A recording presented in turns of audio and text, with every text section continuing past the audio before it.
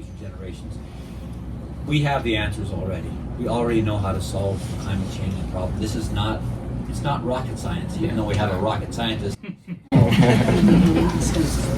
Yeah, and so I want to hear what Troy is intending to do to stop climate change, to reduce the effects of global climate change. And this is a real thing. I live on top of 30% of the coal in Montana. It's here. We do have a huge effect by being Montanans.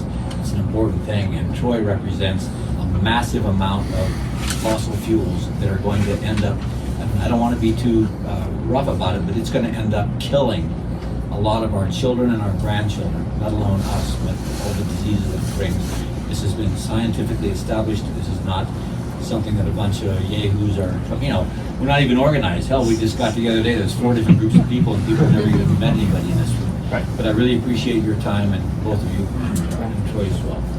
Thank you. And Steve, I'd like to add Yeah. that they know that you own and run a ranch in Broadus. Yeah, I do. You traveled all the way from there to here to Yeah. visit with the congressman. As obviously you had traveled, and I don't know, many of you I'm sure traveled. We absolutely appreciate that, and we thank you for making your voices heard respectfully. It is important to us, important to the congressman, so thank you. So I work for a nonprofit organization. About 42% of our funding is federal funding. About 48%. How much is that? 42% roughly. Okay. Don't quote me exactly on that. And about another 50% is state funding, which a lot of federal funding is funneled down through the state.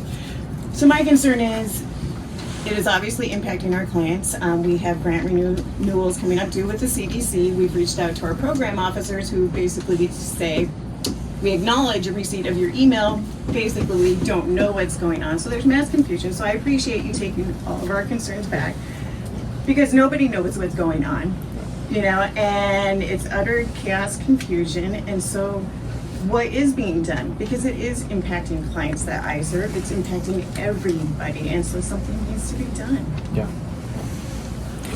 My name's Wendy. I am wondering about the 360 people who have been laid off from the Forest Service. And I think everybody in Montana is wondering, okay, Forest Service and Park Service, these are hugely important. Not just for tourists, but for safety, they're huge. Economy. Exactly. And what is being said about that? That should be pretty much a red flag. And, they're going by a Project 225, but there's no plan, long-range plan. The short-range plan is chaos. That's clear, and that's working. But that's it's not okay. Before all this happened, they were having trouble hiring people, so there was a shortage of employees to do the important work the Park Service does. With record numbers in these last year, record numbers of people Of visitors, coming there. yeah. So already we were understaffed, and then they take and cut people without even an understanding. Yeah. Well, here's the thing is, in Montana, there's a serious lack of good paying jobs. We all get by on scraps, quite frankly.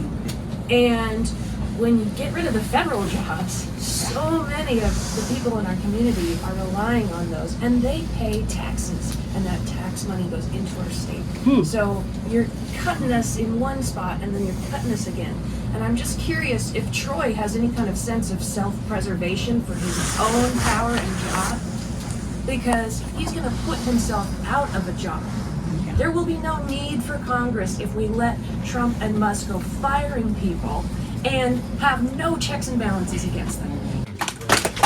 So you went to school with my daughter. You make me so proud. And I would like to add to that, with all these recent layoffs, with diversity, equity, and inclusion being under attack, what is his stance on that, to protecting the diverse community that he represents here, and not just in Billings, but across Montana? Together we make up a group of people that are elder, women, gay, trans, African American, Mexicano. We are a diverse community. What is his stance of protecting DEI? I just have another comment to somehow communicate with this administration. You don't burn the field. You let the weeds and things grow up with the crops. Then you weed the crops, which needs to be done, yes, and then you have a bountiful harvest. to add to the Forest Service issue, they're firing all the young people and they're casting aspersion on their performance. Right. Yes. That's And it's, yeah. and it's not acceptable. Also, young people either. what is he going to do? What is Troy going to do about educating and replacing people as they retire? Right. That's what these kids, our kids, are there for. I worked in reclamation for 35 years, and I know right now they're having trouble funding the Milk River St. Mary project. It collapsed a few years ago. Slowly, money has been wrung out of Congress for a couple of years' work, but it's getting to the point where funding is going to have to appear and the job is going to have to be finished. And Mary, as an engineering tech, she's the kind of person that would work on that job. And on that issue, I know for a fact that the congressman has been working very closely with Representative Zinke on securing funding, because that is a very important piece of the High Line and our farmers and ranchers and all of that. But that funding has already been secured. You know what I mean? I guess I'd like to know, when are they gonna start releasing some money? Like the water treatment system that's going up there in Muscle Shoals County and those surrounding counties that is like half complete, now all of a sudden. I mean, what are those people supposed to do for water and stuff? I mean, it was already funded. And the Milk River's 120,000 irrigated acres, and the money was there, and the pipe was there, and you can see it crumbling. It's not like this is new stuff. Troy's new, you guys are all new hires, and maybe DEI hires, I don't know. So Probationary. Just stuff like magic that just popped up that's a surprise. Steve, that's a good point, because women are DEI. Yeah, right.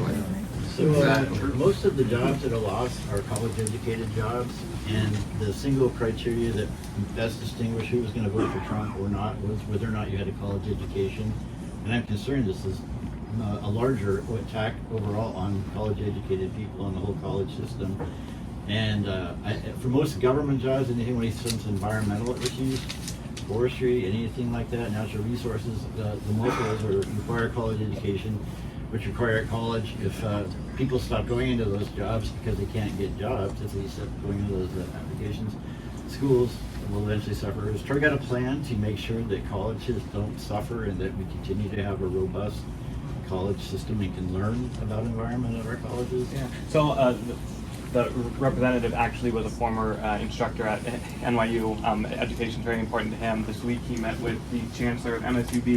He recently sat down with the president of Rocky, and education is important to him. The medical As well. Yeah. Education is very important. Can I ask you, what is Troy Downing's position on the usurpation of congressional power into the executive? You've been shrugging. Is he just sitting there shrugging? Is he just going to be like this?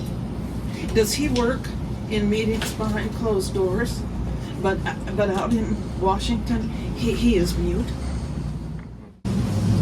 All right, what about checks and balances? I just like to bring up one other subject that hasn't been addressed, because I know our time is almost out, is the medical piece of this, the whole Medicaid, Medicare. I'm a nurse at a hospital. Social Security.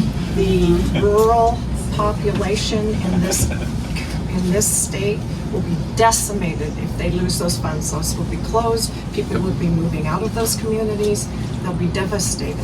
So I would like to know about what they're going to do about Medicaid, Medicare, Social Security. They say they're not touching it. I'm suspicious. There are a lot of people in this state who are elderly. And then the whole SAVE Act, where women have to have a birth certificate that has their name as a married person on their birth certificate. So those are my two issues. The medical is huge. And the SAVE Act. People are already dying, having to travel insanely long distances to get to a hospital, and more hospitals. People are dying and for more these people are layoffs that have happened already. And at the same time that they're pushing these draconian cuts, they're also trying to extend the Trump tax cuts, right? Which already added $1 to $2 trillion to the deficit.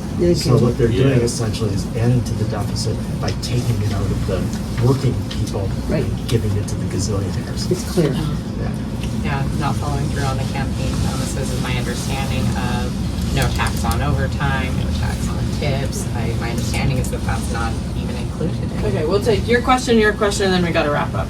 So my question is what's Mr. Downey going to do to be transparent in all the work that he's doing? I think that we have a lot of questions here that are going unanswered. You're telling us that you're doing the work. We deserve to know what the outcome is. Yeah. Thank you. Yeah, for sure. No, I would ask you all to follow our social media if you're on social media, Facebook, Instagram, X. We also have a newsletter that you can sign up for on our website, which will absolutely try to update as much work as the congressman's doing on all these issues. And then, yeah, we just had a town hall when he was out in DC. Please, we ask you to call into those. That's what those are for. He wants to hear from you. He wants to hear the issues. And then we'll absolutely be following our website for the next time that he's here, and we host one in person. He needs to have town halls here. Right Yes. here. Right here. Not in DC. This is where his constituents are. Where his votes are? This is a great opportunity for him because they all campaigned on, they represent all Montanans.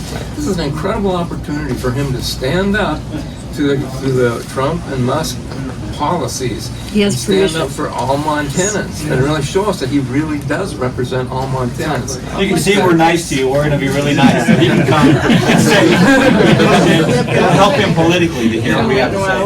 We'll take his, and then we have another meeting, so.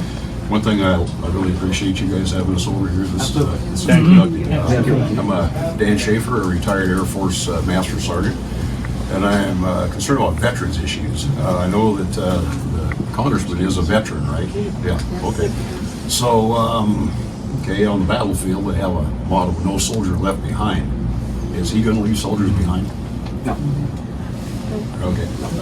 He just met with Billings VA. Can I quote you? Yeah. All right, thank He you. just met with Billings VA, and those issues are super important to him. He was just up at Maelstrom in Port Harrison meeting with their VAs, and the veteran issues are very important. Is the people are slashing the VA that Mussolini. He's slashing and reason he's just a hatchet man. And the VA is on the chopping block. They've already cut funding for their suicide hotline.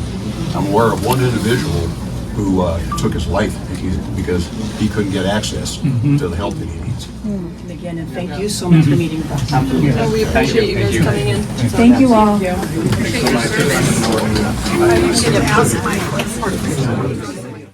Good meeting.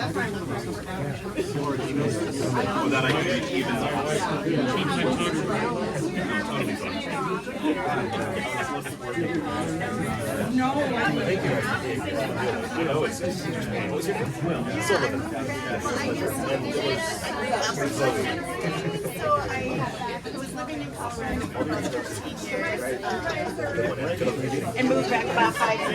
Thank you. Thank you.